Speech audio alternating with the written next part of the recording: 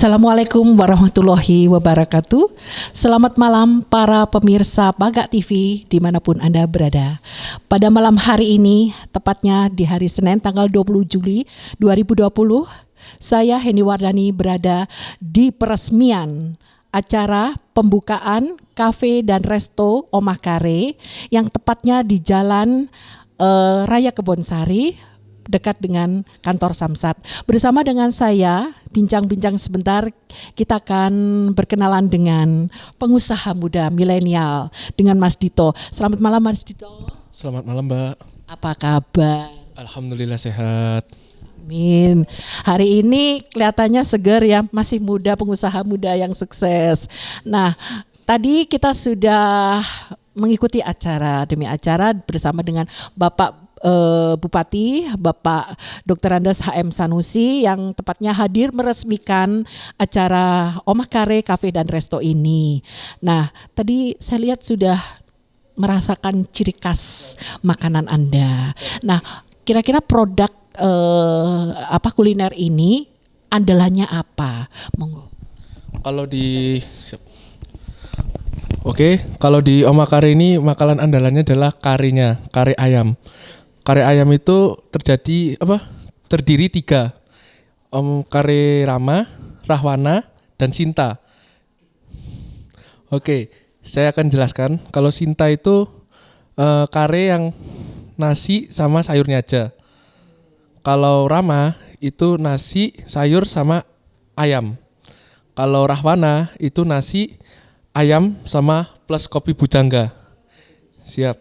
Dan itu makanannya yang khas di sini. Kalau minumannya adalah kopi bujangganya itu khas dari Omah Kare Cafe and Resto. Siap.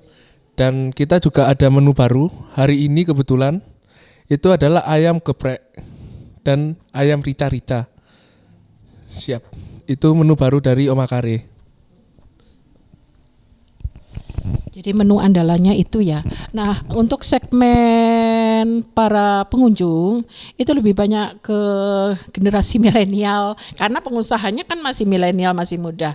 Nah, kira-kira mungkin tidak tertutup kemungkinan untuk ibu-ibu. Misalnya sekarang itu kan komunitas, kemudian ibu-ibu itu ada perkumpulan arisan. Nah, kira-kira ada untuk nanti menu-menunya apakah milih sendiri atau buffet atau bagaimana?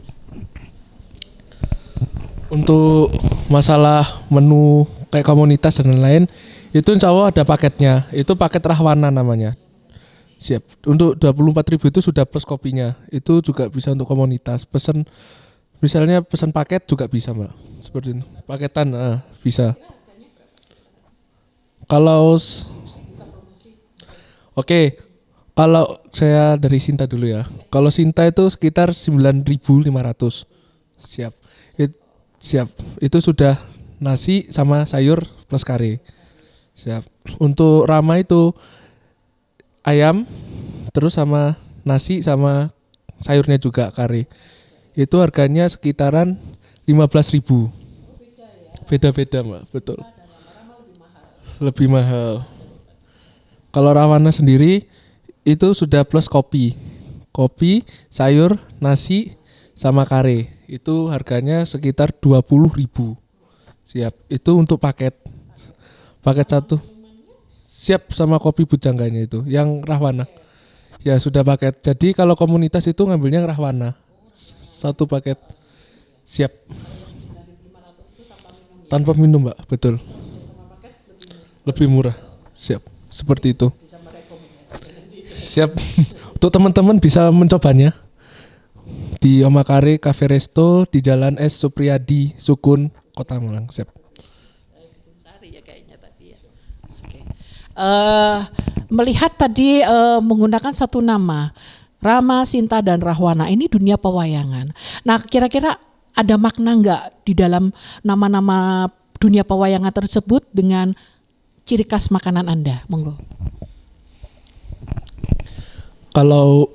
Kalau dari bahasanya sudah Omah Kare ya. Omah itu bahasa Jawa. Kare itu makanan. Dan logo kita itu wayang. Nah itu ada maknanya pewayangan juga. Jadi makanya itu paketnya itu ada Rama, Sinta, Rama, dan Rahwana. Nah, kalau di dalam pewayangan, Rahwana itu paling gagah, paling sip lah pokoknya. Nah, itu makanya paketnya paling komplit. Siap. Paling banyak porsinya. Kalau Sinta kan perempuan ya itu ya. Nah, yang lemah lembut. Nah, cantik juga tentunya. Itu makanya paket yang normal seperti itu. Dan satunya Rama. Kalau Rama ini anaknya agak berani, cuma kayak gimana gitu, makanya kita taruh yang normal aja seperti itu. Jadi ada maknanya dari harga-harganya itu. Seperti itu. Jadi tadi saya melihat menu-menunya, ada minuman stopan merah, stopan hijau, kopi pujangga. Nah, lucu ya, namanya diambil supaya orang mungkin penasaran ya. Stopan hijau, berarti lurus kalau stopan hijau. Kalau merah stop. Nah, kira-kira percampuran apa ini minumannya? Kalau kopi stopan hijau, stopan merah itu percampurannya adalah teh. Teh betul Mbak. Ada misalnya stopan hijau. Nah, matcha, teh hijau seperti itu. Stopan merah itu kan ya juga dari teh juga, teh merah gitu. Seperti itu. Jadi ya ada lucu-lucunya juga. Stopan hijau itu terus, stopan merah itu berhenti. Seperti itu Mbak. Betul Mbak. Seperti itu. Ya semua bareng-bareng sama Bapak juga siap. Seperti itu Mbak. Mungkin insya Allah ya nanti saya bisa merekomendasikan untuk para pemirsa Paga TV yang nanti mau mencoba makanan yang ciri khas omah kare. Jadi menunya kare ya, memang kare itu identik dengan sedikit kental santan ya. Tapi tadi agak kering, memang begitu. Oke. Pertanyaannya sangat bagus. Karenya ini aslinya adalah kare Jepang Pak. Siap. Itu kari Jepang. Bumbunya apa? Bumbunya itu Jepang itu kan lebih banyak ke ini ya. Ada rumput lautnya enggak? enggak ada. Itu lebih ke kunyit. Siap. Rampanya dari khas Jepang lah. Itu jahe juga, jahe. Untuk pencegahan COVID-19 ada rempah-rempah. Itu. Ini di Indonesia cuma sedikit seperti itu kare Jepang ini. Kita untuk mencoba menjual seperti itu kare Jepang itu. Sama Menggunakan aplikasi. ya menggunakan aplikasi Grab, Gojek, Gosen juga siap. Apalagi pas pandemi Covid ini perlu itu adanya Gosen, GoFood, Gojek seperti itu. Siap, harus tetap menuruti protokol kesehatan, menggunakan masker, mencuci tangan, dan menggunakan hand sanitizer tentunya. Siap. Ya harus dibuka. Kalau ditutup takutnya nanti tumbah. Iya betul Mbak. Siap. Seperti itu. Jadi menu pilihannya banyak. Tadi saya lihat juga macam-macam ya. Pasti ada ciri khasnya. Nanti boleh tanya-tanya kepada bagian ininya ya, mungkin SPG-nya ya, untuk bagian yang menyediakan makanannya. Terus nanti buka kafe restonya ini mulai jam berapa sampai jam berapa, hari libur Sabtu dan Minggu bagaimana? Mungkin para pemirsa nanti yang ingin mencicipi kuliner ini, monggo bisa langsung ke kafenya ini, Omah Kare Cafe dan Resto ya. Jam buka. Oke, untuk jam bukanya mulai jam 8 sampai jam 9 malam. Itu kalau Covid. Kalau nggak Covid sampai jam 10 malam. Seperti itu. Siap. Dan kalau untuk tutupnya itu kan kita juga ada printing tuh, Mbak. Kalau printing itu sampai Jumat. Siap. Sampai Jumat aja. Dan untuk kafe buka setiap hari. Senin sampai Minggu. Seperti itu. Untuk pemirsa mungkin kalau mau silakan dicicipin. Bayar. Betul. iklan di bawah ini, alamat beserta nomor telepon bagi Siap. yang mungkin ingin memesan langsung ya, bisa langsung Siap. menggunakan aplikasi GoFood, Betul. Send, dan Grab. Betul sekali. Siap. Itu boleh menyanyikan sedikit tentang ini apa dinasti saya. Siap. Pada Siap. Untuk dinasti saya sendiri itu asimilasi dan edukasi masyarakat. Jadi yang di mana nih lapas ini, insya Allah nanti yang pas laundry itu dari lapas anunya siap. Siap memperkerjakan. Itu pun di Indonesia sangat sedikit seperti itu. Siap. Masih di kemungkinan ada antara 4-2. Itu siap. Tunggu laundrynya jadi baru kita. Pasti lengkap, Mbak. Lengkap. Kebetulan kan di samping juga ada samsat. Siap seragam, jersey, terus banner, spanduk. Kemarin itu di Kodim sama Polres itu pesan juga ke saya banner sekitar 15.000 10.000 buat dipasang di jalan-jalan itu. Covid betul sekali. Itu ada Pak Dandim, Pak Danrem sama Pak Kapolres tentunya. Siap. Kapolres Malang Kota sama Kabupaten. Siap. Seperti itu. Siap. Kebun Sari, perbatasan kabupaten sama kota. Siap, betul. Tengah-tengah, Mbak. Seperti itu. Di sini para pemirsa, Mas Dito ini adalah seorang pengusaha muda yang cepat tanggap terhadap dunia sekarang ya.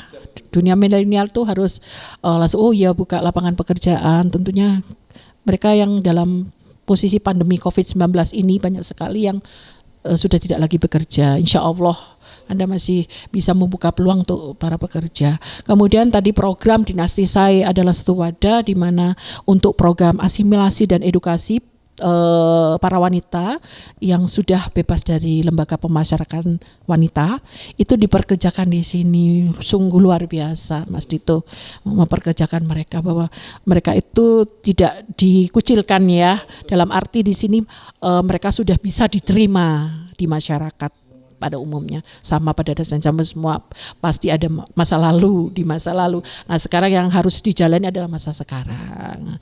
Terima kasih Mas Dito atas bincangnya. Mungkin saya ingin sekali berkenalan dengan keluarga ya.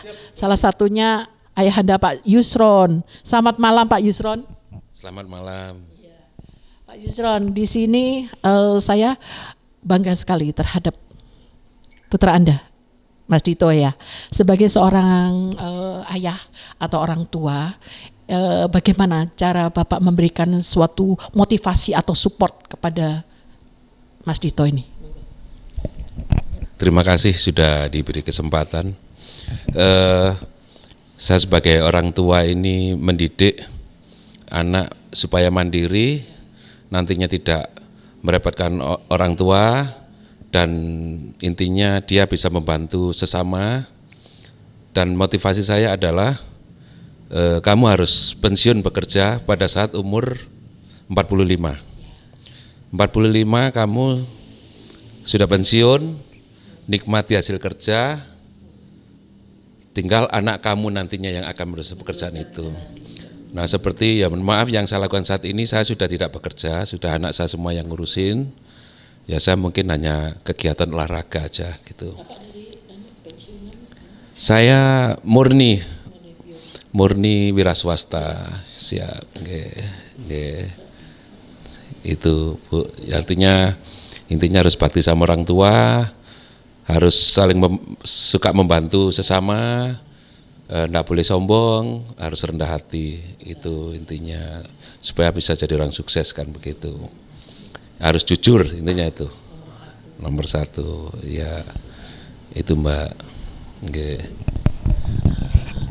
Tadi seorang Bapak memberikan motivasi kepada putranya untuk menjadi seorang pengusaha yang sukses, berawal dari Pak Yusron sebagai sama-sama wira swasta, yaitu mempunyai usaha sendiri, tentunya akan menularkan kepada generasi berikutnya. Insya Allah kedepannya akan lebih baik maju. Doa kita ya Mas Dito ya. Yang penting tadi Bapak mengajarkan jadilah anak yang berbakti orang tua, kemudian jangan sombong ya, memberikan pertolongan kepada orang yang membutuhkan, misalnya pekerjaan tadi ya. Jadi jangan lupa nanti kalau sudah jadi orang sukses itu tadi jangan sombong ya. Pak Yusron, dalam meniti karir sebagai wira swasta, Bapak bergelut di mana? Apakah kuliner atau mungkin lain, monggo? Terima kasih. Saya berawal dari itu dulu pertama adalah membuat minuman temulawak. Dulu di Kalimantan ya. Setelah itu nggak sampai setahun karena saya lihat kok nggak ada perkembangan. Saya banting setir akhirnya. Saya waktu itu di sana usaha kayu. Nah kayu, alhamdulillah ada rezeki di kayu, tapi kayu tidak bisa lama, akhirnya kita segera banting setir lagi. Waktu itu saya gabung dengan perusahaan Australia dan Inggris di bidang GIS. Nah, itu pemetaan foto udara waktu itu tahun 98 sampai tahun 2005 saya waktu itu. Setelah itu MOU KSO-nya dengan Telkom selesai, saya bekerja di salah satu perusahaan batubara di Kalimantan. Nah, di situ batubara kita juga tidak lama karena di situ kita ada tabungan dari kerja itu kita buka usaha akhirnya di sini memberanikan diri, yaitu saya alhamdulillah juga ada klinik kecil-kecilan. Nah sekarang klinik kesehatan ya tidak besar, kliniknya kecil, cuman di daerah Kepanjen. Sampai sekarang. Nah itu Arjuna Husada, itu di Jalan Arjuna. Itu cuman hanya 22 kamar aja, rawat inap, cuman itu ya cuman masih kecil lah itu begitu. Nah, terus juga kita ada usaha printing termasuk ya kafe yang sekarang diteruskan oleh Mas Dito ini itu. Ya ini harus harus dijalankan dengan baik, diteruskan dengan baik kan begitu. Itu intinya. Itulah sekilas karir saya, nggak langsung sukses. Susah juga saya dulu. Susah dari membuat temulawak sampai kena pecahan botol, itu udah biasa. Ya pecahan botol, pokoknya. Tuh kan bisa meledak kalau disikas itu. Iya itulah. Jadi CO-nya ada CO2-nya itu ya. Jadi sampai meledak. Ya kita dari orang susah, bukan orang yang sukses. Walaupun orang tua berada, tapi kita tidak mau tergantung orang tua. Kita berusaha bekerja sendiri. Walaupun sekolah pun juga biaya sendiri. Nah ini juga sudah ajarin, kamu sudah mulai biaya sendiri kamu sekolah begitu. Kerja hasilmu untuk biaya sekolah gitu. Intinya itu saya ajarkan terhadap Mas Dito ini gitu. Itu putra pertama. Adik-adiknya masih proses mungkin ini. Iya. Itu ya intinya itulah juga saya ceritakan sama anak saya, perjuangan itu dari bawah ke atas, jadi nggak ada orang langsung sukses dan kita harus belajar tirakat. Kalau sudah kita dari awal sudah tirakat, insya Allah kita akan menghasilkan yang luar biasa gitu ya. Alhamdulillah sekarang saya sudah tidak kerja keras lagi, saya tinggal menikmati hasil. Artinya ya saya gunakan kegiatan positif, olahraga dan ibadah itu aja. Oke. Alhamdulillah belum 50. Iya, alhamdulillah, iya gitu. Begitu Bu. Demikian pemirsa, kita melihat sisi jatuh bangunnya suatu usaha yang dijalankan oleh Pak Yusron ini, memotivasi Mas Dito ini untuk bekerja lebih giat sebagai seorang pengusaha muda tentunya pasti ada jatuh bangunnya ya, pasti ada suka dan dukanya. Semoga motivasi atau support dari Bapak Yusron sebagai ayahanda dari Mas Dito ini menginspirasi untuk para pengusaha-pengusaha lainnya yang ingin bergelut di dalam dunia usaha.